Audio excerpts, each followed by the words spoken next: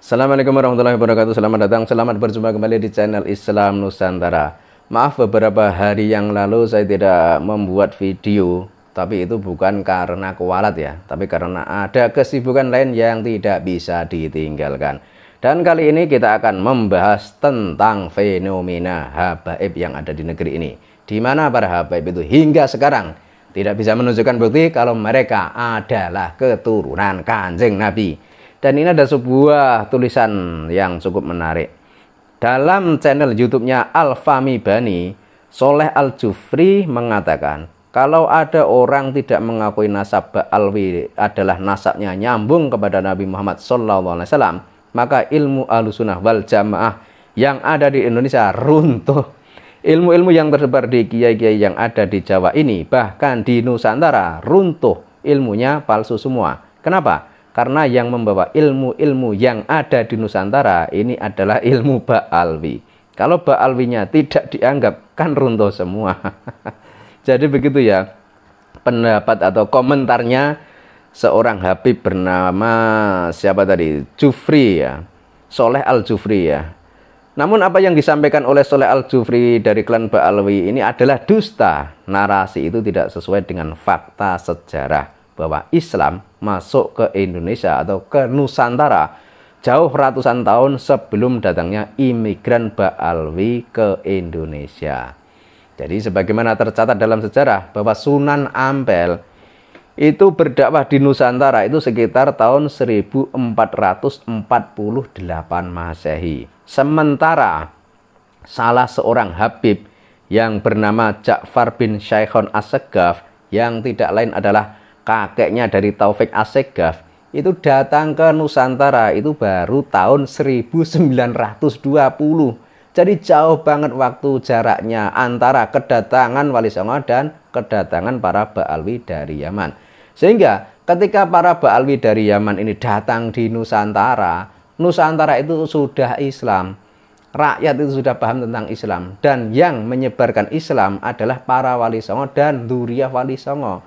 Dan para habaib dari Yaman, ini kan dulunya itu datang ke Nusantara memang bukan bertujuan untuk berdakwah. Sebab kalau mau berdakwah, ya rugi dan sia-sia. Sebab Nusantara itu sudah Islam. Jadi kalau mau berdakwah, yang mau didakwai itu siapa? Dan juga tercatat dalam sejarah bahwa para Ba'alwi dari Yaman atau para habaib dari Yaman, itu kan dulunya itu datang ke Nusantara itu kan karena bekerja atau mencari uang. Dan kala itu yang menjadi bosnya adalah Hindia Belanda. Dan sebagaimana juga tercatat dalam sejarah, salah seorang Habib dari klan Ba'alwi itu diangkat menjadi muftinya Belanda, yakni Habib Utsman bin Yahya. Itu tujuannya juga untuk melawan orang pribumi Nusantara, tapi dengan cara membuat tokoh atau sosok baru agar rakyat di Nusantara yang dulu percaya dan mengikuti para dzurriyyah Wali Songo itu berbalik arah mengikuti Habib dari Yaman tersebut. Dan itu adalah salah satu trik atau cara Belanda untuk melemahkan orang-orang pribumi Nusantara. Sebab kala itu sebelum diangkatnya Mufti Batavia, banyak sekali perlawanan yang dilakukan oleh orang pribumi Nusantara. Dan mereka itu dipelopori oleh para dzurriyyah Wali Songo. Dan Belanda pun juga kesulitan untuk melawan semua itu. Belanda pun kewalahan, akhirnya punya cara seperti itu. Mengangkat salah seorang imigran dari Yaman yang bernama Habib Utsman bin Yahya. Kemudian diangkat menjadi mufti. Agar apa? Agar rakyat di Nusantara itu percaya kepada si mufti tersebut. Nah kalau sudah percaya kepada mufti tersebut, ya diharapkan rakyat di Nusantara ini tidak lagi melakukan perlawanan terhadap Belanda. Itu tujuannya. Namun sayang seribu sayang, tetap banyak orang di Nusantara ini yang tetap ikut dan satu komando percaya kepada para dzurriyyah Wali Songo. Sehingga apa yang dilakukan oleh Belanda bisa dikatakan tidak mulus seperti yang diinginkan Belanda. Karena faktanya meskipun sudah diangkat seorang mufti dari imigran Yaman, yakni Habib Utsman bin Yahya, perlawanan dari orang pribumi Nusantara itu tetap ada. Tapi memang berkurang, tapi perlawanan tetap ada. Dan yang paling heboh kala itu adalah perlawanan yang dilakukan oleh Pangeran Diponegoro. Dan Belanda pun juga sudah kewalahan. Pangeran Diponegoro pun akhirnya bisa ditangkap oleh Belanda. Itu karena adanya semacam penyusup atau adanya semacam pengkhianat. Kalau tidak ada pengkhianat, ya mungkin Pangeran Diponegoro tidak bisa ditangkap oleh Belanda.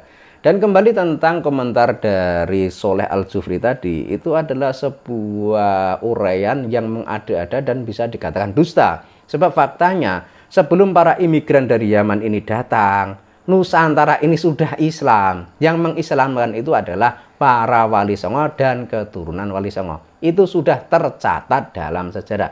Sehingga para Ba'alawi dari Yaman atau para Habib dari Yaman itu sebenarnya kalau tidak bisa membantah kajian ilmiah Kiai Imaduddin Utsman Al-Bantani, itu cukup mengatakan kepada rakyat di negeri ini bahwa mereka bukanlah keturunan Kanjeng Nabi. Itu saja. Dan nanti kalau sudah seperti itu, otomatis rakyat akan menerima semuanya dengan lapang dada. Tapi kalau para Ba'alawi dari Yaman masih bersikukuh dan merasa sebagai dzurriyyah Nabi, bahkan minta kepada rakyat di negeri ini agar tetap menghargai, agar tetap menghormati, ya rakyat di negeri ini akan makin gencar meminta pembuktian dari klan Ba'alawi tersebut.